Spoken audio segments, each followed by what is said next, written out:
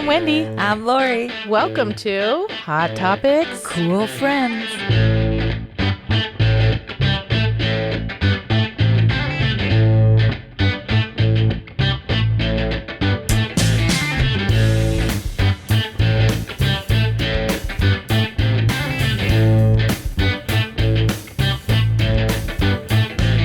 Welcome everybody. Today on Hot Topics Cool Friends, we have the fabulous Chris Shutters. How you doing, Chris? I'm doing well. How are you? Really good. Really good. Glad you're here. Thank you for coming. Happy to be here. This is going to be fun. Yeah. Mm-hmm. So for people who, I don't know who that would be, but if there's anybody that doesn't know the name Chris Shutters, tell us who you are. I perform music for a living. I produce music as well. I record, and sometimes you can catch me playing around somewhere. Mm-hmm. Yeah. there you go. Right. And you're married? I am married with two children. Two Two yes. beautiful children. My 4-year-old boy, Bowen, and 10-month-old girl, Leah London. Such I cool love, names. I know, I was just going to say, I love those names. And the Bowen is a musician as well, and so is your wife. Tell us a little bit about that whole. Well, okay, so, Aspect. yeah, Madison's an incredible musician. She's a songwriter, singer, guitarist. And as musical parents, we didn't want to push that on the kids. And Bowen really came upon it on his own. So, at night, before he goes to bed, I'd read him books. And there's this one book of that has Jimi Hendrix on there, all these other people playing the guitar. So, like, Jimmy played the guitar and all that stuff. Whenever we'd get to Ringo on the drums, he would point at it. Before he could even talk, he'd point and go. He'd say, do. That was his thing, do. That was his answer for everything. Mm-hmm. And I was like, you like the drums or drums, buddy? And I'm like, do you want to see some real drums? He goes, do. So I took him downstairs to the basement and sat him on the real drums, put sticks in his hand, and right away he knew like what to do. He knew to hit him, which is weird because he's never seen anybody play drums. Mm-hmm. You know what I mean? How did he Yeah. know this is what you do? Right. It's just amazing. So Yeah, that is. He's Because you're talented right. guy. I think my grandson probably, I don't know, throw it at somebody. yeah, you never Just know, be like, right? wham. Like, oh, okay. And that's fine too. Yeah, Right? he'll end up being a football player, a quarterback or Or something. something. Yeah, shot put. I don't know. There you go. At what age did music, you realize that music was sneaking into your life and it wasn't going anywhere? When did you start playing? Well, when I was 2 years old, we had a little baby piano, a little Casio thing. And like my favorite shows on TV would come up and I would actually like find the melodies of the theme songs of those, even Jurassic Park. I was a little older then. I was probably like 6 or 7. But when I was 2, I was doing it. And it wasn't like amazing. I wasn't like Mozart or anything, but I was sounding out the tones and it was actually, it's like, okay, that's pretty good, So I started taking piano lessons from Vicky, who was married to my grandpa. So she never let me call her grandma because she's the same age as my mom. But so yeah, my grandma. No, I'm just kidding.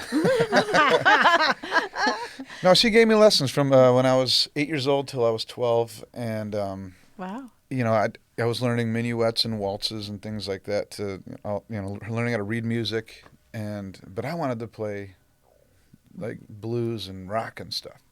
So I met a friend who had a guitar. I played his guitar and decided this is what I want to do. How old was that? That was 12. Uh-huh. I was 12. Yeah. Well, yeah, that was 12. Well, he plays the flute. And Everything. Okay, just to give a list of everything you play. Oh boy. I know. Everything. It's really, I mean, it's just the stuff that I can play well is guitar, piano-ish, and flute-ish, but mainly guitar. But I can play the bass. I can play a little bit of drums. I can do it in the studio because I can play to a click. And then I just would add fills later or something. I figured I'd just hire a drummer at that point. But but yeah, no, I've played other things, but I'm not like fluent on anything. When did you realize you had a voice? Um, That you can actually sing, or when did somebody else hear you sing Say, oh, he sounds and like, good. oh wait, he's talented. I know my mom said that, because I wanted to be an actor when I was a kid, and she's like, well, a lot of actors are musicians. They can sing, they can dance, and they can play an instrument. So I picked up the piano, and she's like, well, you should try learning how to sing, just try it. And I've never really liked my voice, and when I was a kid especially. But when I got into high school, I would say I started to develop a tone, how to do things. A little bit of a tone. Or just a Like, what little- the heck? I mean, you can sing a tiny A bit. little. I mean, it's okay. It's the hardest thing for me to like when Is I'm it? when I I'm like think- recording. Yeah, I think everybody hates their own voice. yeah, Like, that and guitar. I think we sound solos. good in here with these headphones on. Yeah, I think, But- because people say, well, if you don't like the sound of your voice, why do you do it? But I think it's just it's our passion. Like we just do it because we enjoy it so much. yeah. I mean, that's like saying because you can't paint as well as Monet, you shouldn't paint at all. That's a good point. Right, Yeah, Right. it's a good point. Who were some of your early influences? Like, I mean, he was more of an impressionist. Not a painter, sorry. yeah, who were your mentor? Not living or dead, or even famous or Let's local. do famous first and Famous then local. first. Okay, yeah. Famous. So who inspired you as a famous musician? Musician, I would say the very beginning was Elvis. Love Elvis. And then once I started to get more into the guitar stuff, it was, Cream, Eric Clapton, Jimi Hendrix, right out of the gate with that. And then it was my brother Dallas was in the military, and he came home for like he had surprised us or whatever, and he had this Stevie Ray Vaughan CD, and he woke me up. He put a snare drum next to my head and woke me up like that. like brothers wake other brothers up. Right. And then he gave me that CD. He goes, "All right, go back to sleep." People say he's the best, and I'd never heard of him at that time. Yeah. So then first thing I did, right above my bed was a CD stereo player, whatever, and I popped it in there, and he became my biggest one for a long time. Huh. Yeah, Stevie Ray Vaughan he's 100% feel, I think. So. Your family is really important in your whole life here. Yeah. I mean, usually it's the way it is, but it's interesting that your brother, Mm-hmm. Listen to this. listen to this, be like him, no excuses. I mean, everybody. You're right. Everybody had a part in it, really. And I just kind of kept going with it. My dad wanted me to keep going to school. I did well in school, and I was going for electrical engineering, and I didn't finish because I got offered to do a European tour. And I was With like, who? With Kofi Baker. That was a while back, and I was like, all right, well, I think I'm gonna do that instead. So Yeah, school Do will you ever always be regret there. that? I think about that. I'm like, yeah, in a lot of ways I do, but then the things I've experienced Right. it would cost a fortune. I got to make money doing it, Right, which is yeah. very fortunate, but it was also a lot of work. I didn't really get to, like, if you're going to Europe, you want to go hike, you want to do all this stuff. It's a pretty strict regimen, You get up in the morning and you eat breakfast and you drive for 4 or 5 hours, go to the venue, set up, sound check, eat dinner, get dressed, play the show, get back in the truck. You know what I mean? Yeah. It's Yeah, like you that didn't every see day. Europe you will.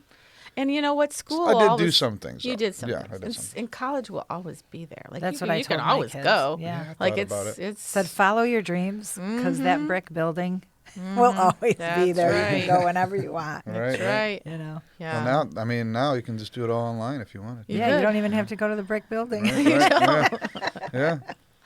Do you remember the first time that you were? Well, wait. you got what? Well, What? I want to know locally. Oh, sorry. Yeah. See, Yeah. squirrel. The part 2 of that question. Oh, okay. Was Local so we got influence. Stevie Oh, Ray Vaughan, now local musically? musician. I would say my Uncle Tony Shutters. He's a musician in town. He's a great guitar player, a great harmonica player.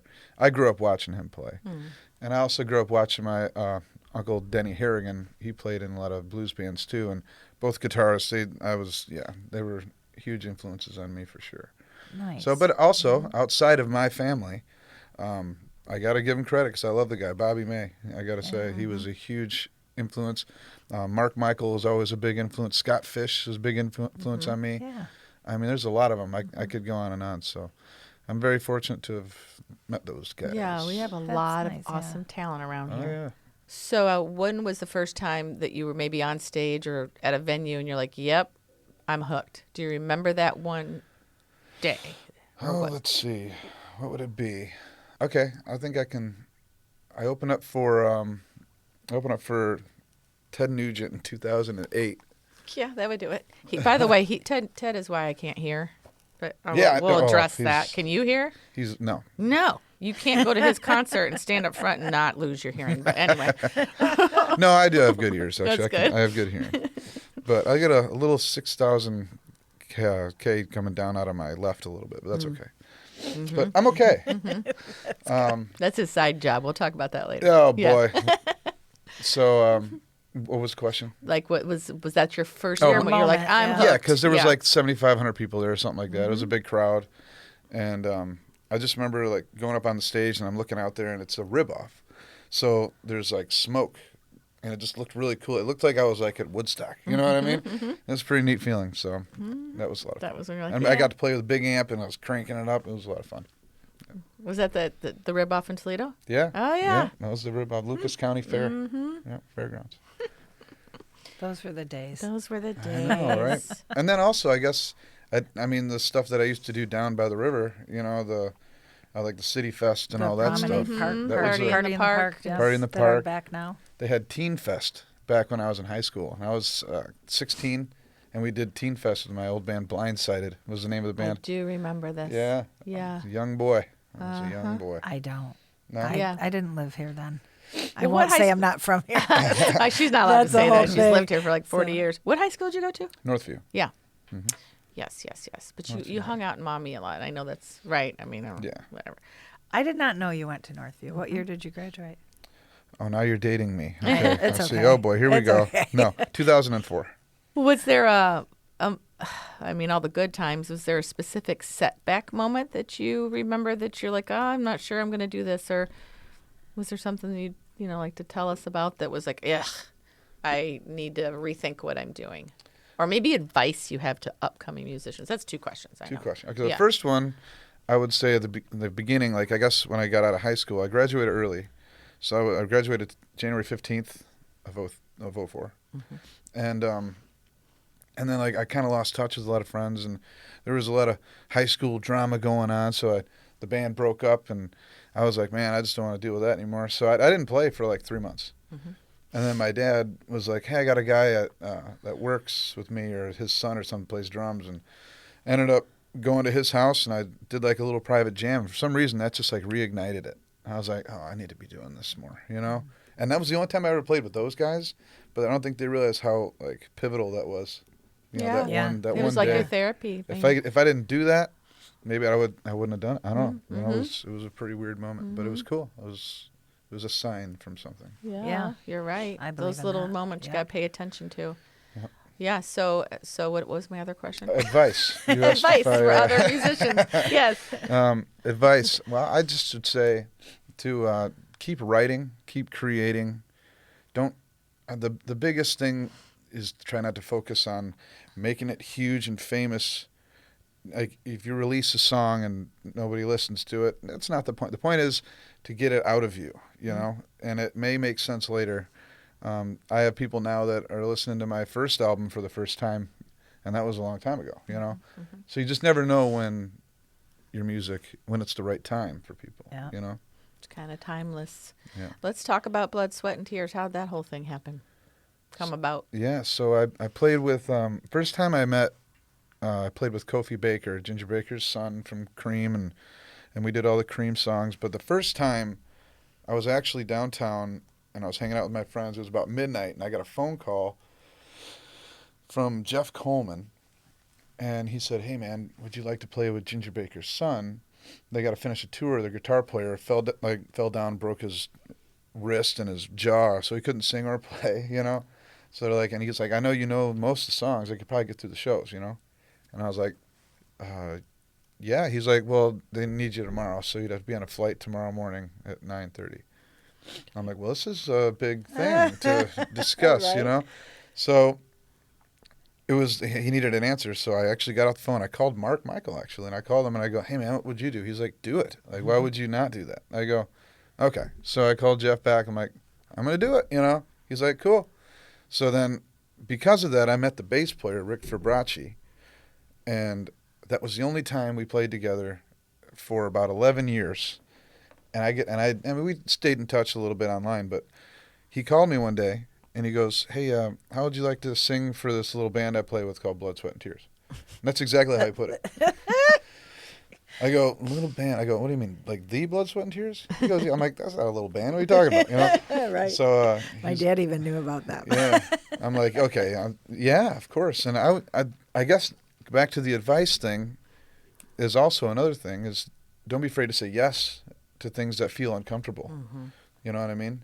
Because when I joined this thing, all I knew was like one song. You know? I was just going to ask you, like, you know, so here you go. Now learn all the songs in a day. Like, how does that? I had 30 days. 30 days. 30 days to learn 17 songs. Oh, wow. Yeah, it's a piece of that's cake. a lot. It was a lot. It was very scary. It's scarier when knowing that you have a Chris deadline. Shutters. He can do it. It's fine. He was picking up jingles on the TV when he was 3. Like, this is fine. Oh, it was scary. Yeah, it was I'm scary sure. to try to memorize all. So I was like, okay. So I did that, and then that. Oh, what you mean when you play with them, you can't have your iPad on stage? I actually did that. I had a floor one. I had one with a pedal, so that helped me get through a lot of it. I could have faked my way through the whole thing, but I knew there's a lot of the fans that come out to see Blood, Sweat, and Tears. They obviously they know all the songs. They know the words, yeah. You know, it's pretty niche kind of music, you know. But no, that was great. That was a good experience, and it was the first time I played without a guitar in my hands or something.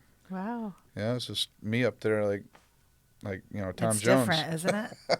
Yeah, Like Tom it's freaky. It's true. It's freaky. I remember when I played the guitar, my fingers would sweat. I'm like, I think I'm just gonna. It's sing. another thing to worry about. I it was suppose. just not, because I was just used to singing. So then all of a sudden you're playing and you're like, oh, this is very different. So it's probably like the same thing, Well, except you don't know what to do with your hands. yeah, I was like, that's what I practiced. I did some online, like they have like little tutorials of things you can do, you know. So I Can't hold your mic like Steven Tyler and whip it around, or not. That's not how that works. I don't know. Yeah, I don't know. They probably would have liked that. I think. Right? I don't have that personality. I would trip over. I would trip over the mic. And it would be bad. I'd slip and hit somebody. I hang on to mine like for dear life. I can't sing with a boom stand. Do you like that? The boom stand? Well, when you're playing, yes, but if you're just singing. If I'm just singing, so there was, they would take my mic stand and they would move it, and I would just walk around with the mic. But I'm like, okay, well, that's what all the singers really did with this band, you know. And I'm like, well, what if like for the slower ones, I grab the mic stand, bring it back, and I just kind of stand there and hold it and sing it. I thought that was really an intimate thing, you know. Yeah. People kind of zeroed their attention. I'm not all over the stage anymore. They can just focus on the one spot, you know. So then they took it back, and then we do the, you know. Well, I thought you did a great job.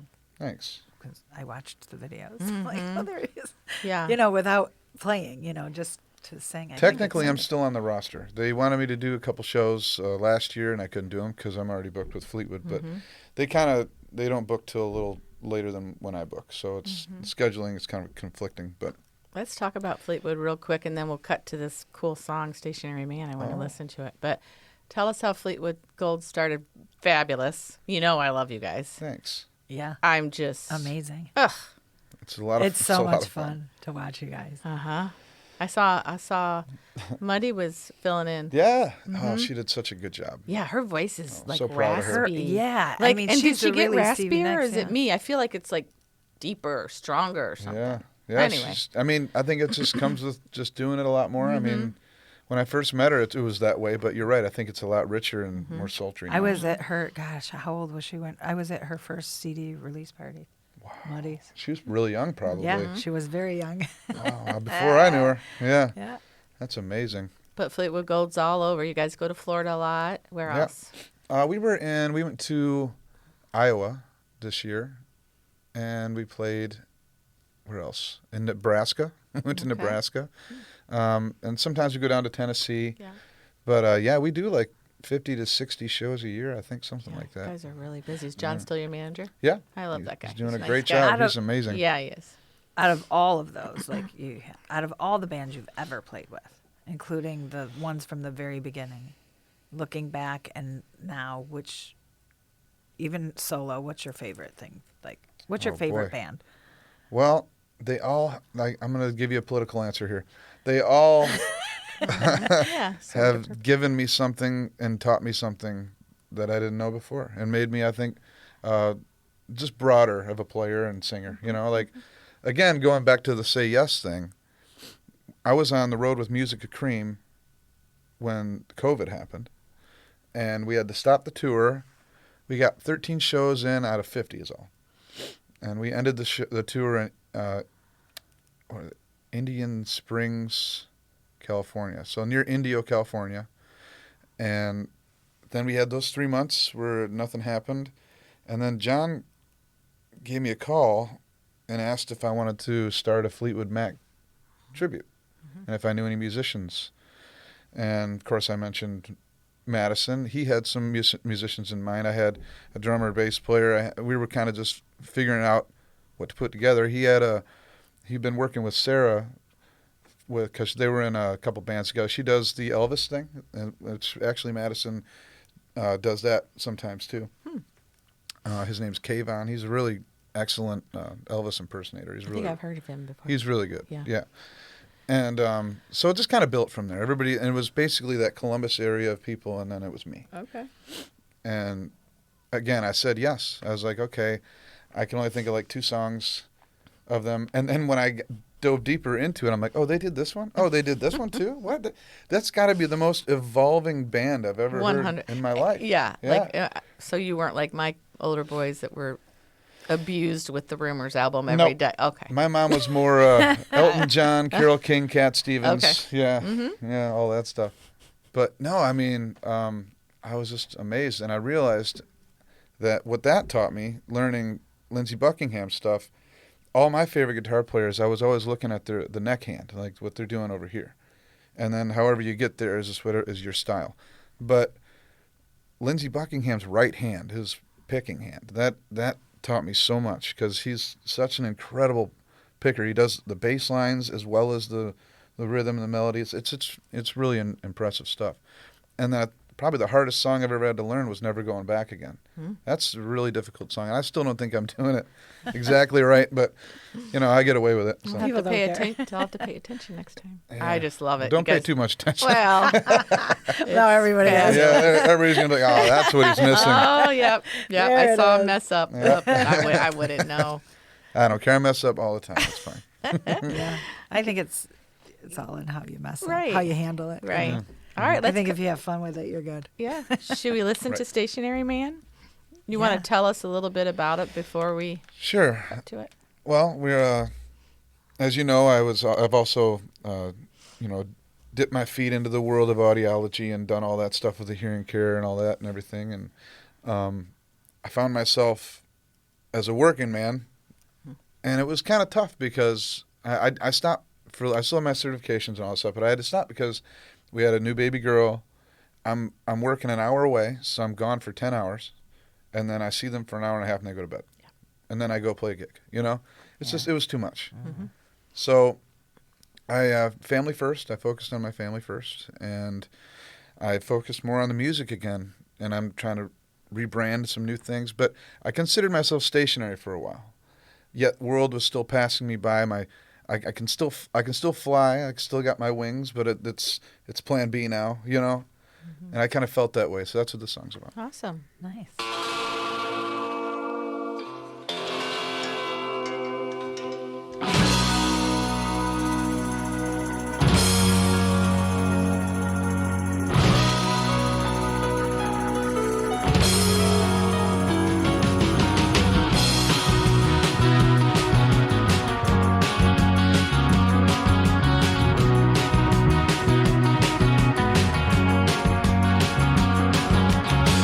I am a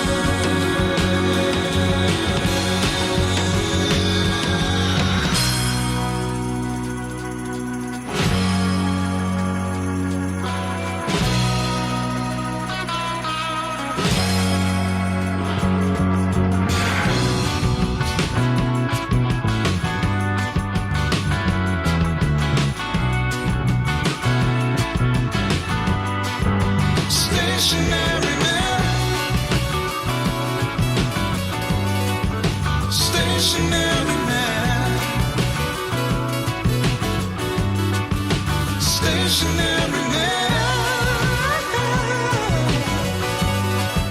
Stationary man.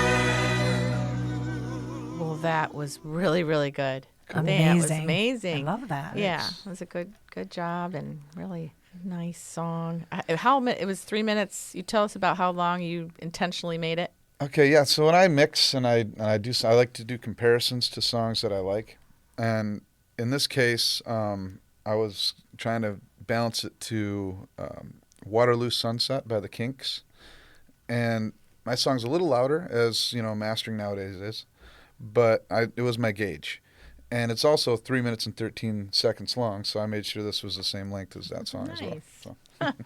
Kind of cool. Yeah. Little trivia. Well, question later. How do you know when your song is finished? It's one of my questions. I'm like, or do you ever really know? Or when you write a song, or you're like, that's good enough, let's just get it out? Or, you know what I mean? That's the hardest thing, because I listened to, like we just listened to Stationary Man. Listen to that, and there's still things I could go, I could have added this in. I could have, you know what I mean? Mm-hmm. There's always something else. But you just got to know, okay, what is it as a whole? Is it really missing anything? Look for what it's missing. And the spaces that are there, do they really need to be filled? You know what I mean? Yeah. Sometimes you need that space to breathe. The song has to breathe, you know? Mm-hmm. And it also helps the listener understand the dynamics of the song, too. Okay. So the answer is, I have no idea. That's okay. Sometimes there's no answers. Like, there doesn't have to be an answer. Right. Yeah. Okay. Another question. What's the hardest part of being an independent musician that people don't see on stage or social media? The hardest part is knowing that when you first get into it, you want to be the musician, you want to be the rock star, you want people to go to your shows, but you don't realize you also have to be professional. You got to be a businessman. You got to be a marketing person. You got to be a social media guy. You got to do everything. You know what I mean? It's not just playing the music anymore. So the people that really make it are really good in that business aspect, I think, you know, and that's kind of where I've been diving into ever since I started doing, like, you know, Fleetwood Gold and all that stuff. I mean, I've always been a individual guy until I had bands like that, you know, tribute bands, and it is a business, you know, yeah. and you're it's an entrepreneur. Yeah, in a way, you know, you got to know all the aspects, mm-hmm. you know, of everything, and it's the more you learn that, and the more you realize how important that is, I think the more successful you can be. Okay. We've got some rapid fire questions, and then we can ask him as Lori called it. I don't have any rapid fire questions. Wendy didn't share them with me. I can text him to you. Just teasing. Let me text him to you. No, we're good. Go. Okay, here we go. Unless you got something pops in your head. I don't know. Oh, yes, here we go. Let's see. Favorite venue vibe, small and intimate or big and loud? Small and intimate. Okay. Studio or live stage? Studio. Huh. Oh, what? Huh. Okay. That one surprised me. Okay. Yeah. That's good. Yeah. I guess. I really love to create. I really do. Right. I love it. No, it's fun. Mm-hmm. You know? Mm-hmm. And then go to the stage. It's and like a play. great practice for basketball, and then going to a game that, you know, practice was all that really mattered. Mm-hmm. I have basketball coaches in my life, so that's what I think that's what they think. Lyrics or melody first? Melody. Sometimes. I mean, it depends, but most of the time for me, I think it's melody. Okay. Do you get coffee? You're a coffee drinker? Yeah. Coffee right in the morning, Get you going? Okay. Not energy drinks. I didn't do it today though. I know, me neither. Had water. I'm like, should I go Starbucks? I'm not gonna make it. It changes your whole day. Yeah, I'm like, it oh my does. gosh. I had my coffee. I'm done. Yeah. That's why you're so calm over there. You're just I chilling. just, That's why. Yes. Oh my gosh. Let's see. Most unexpected place you've gotten inspiration. I don't know. I guess it would be imaginative.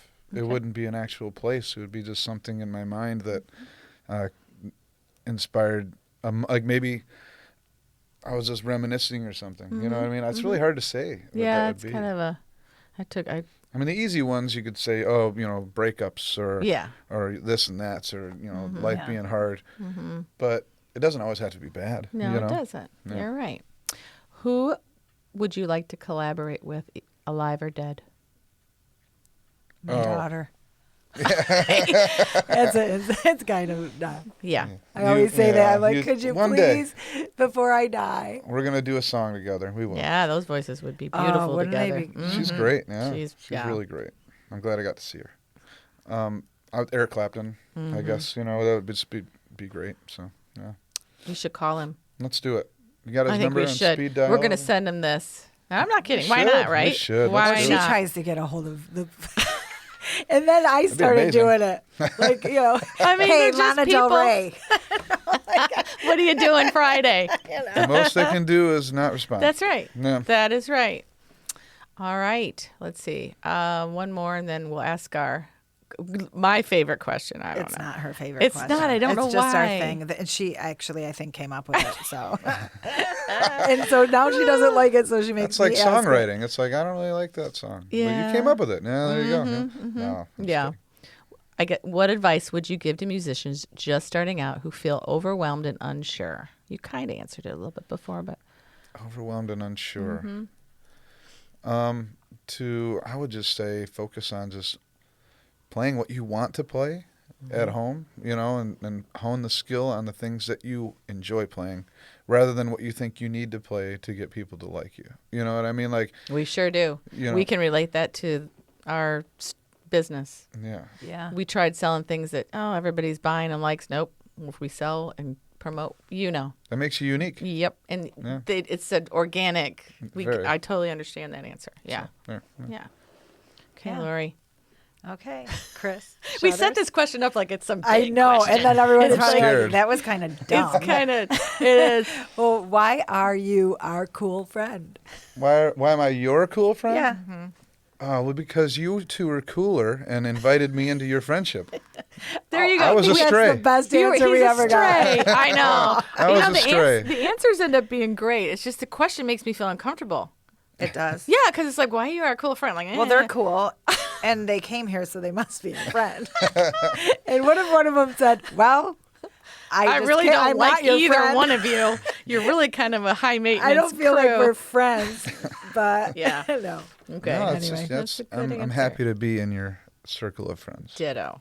Oh. Thank you for all. And by the way, Chris was one of the second person who played for us at HIP when we opened, and we couldn't, afford much. And No. nobody could. It was COVID. You know, Right. And we were all struggling. Yeah. And, I think Oh, that's that's the great. nice thing about our local musicians here. Mm-hmm. They all stick together and help each other out. Yeah. They know we're not going to, hey, you want to play? Yeah. We pay. They're Yeah. like, okay, I guess I'll do it, The coolest thing is y'all letting my son Oh, play. that was, No, I was that so was bummed amazing. to That miss was the that. coolest thing. We need to do that once a month. I think they should be our Absolutely. our house band. Yeah. I'm not kidding. he was so good. I just love on the news. It wasn't Chris Shutters, Madison Shutters, and Bo. It was Bo and his parents. I love that. I That should be know, the name right? of the band. It Bo and his should. parents. It really should. Not a Yeah. bad idea. He's just adorable. He's you the guys are best. doing a fabulous job as parents. Thank you. So will you come back and talk to us another time? 100%. Awesome. Well, thank you for coming. Thanks for Thank having you. me.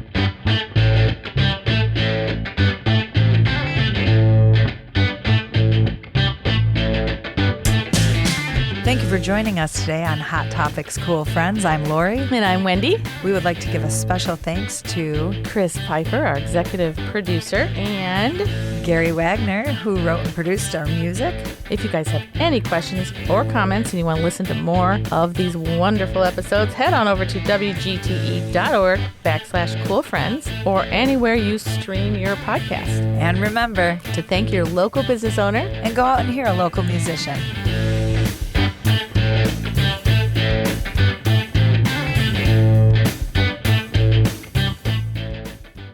WGTE. Voices around us.